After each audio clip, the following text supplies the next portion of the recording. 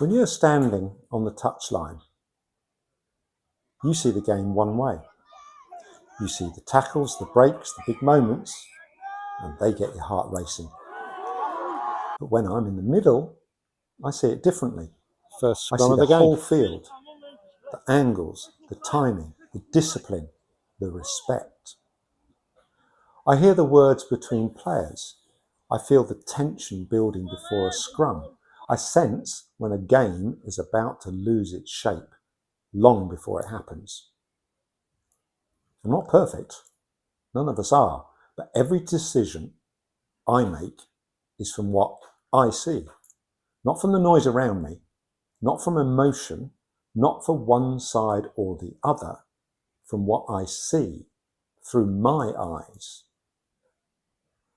I've been refereeing for a while now. I've learned to read the game, to manage pressure, to keep calm when voices rise.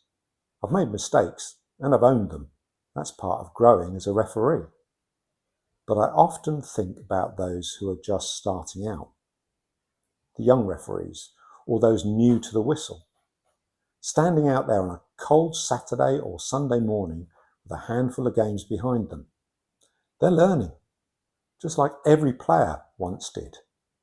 They might miss something, hesitate, or blow a call, not because they don't care, but because they're human and they're still finding their rhythm.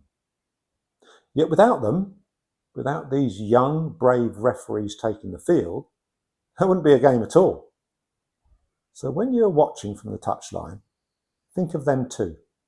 They're part of the future of our sport, and how we treat them today decides if they're still here tomorrow.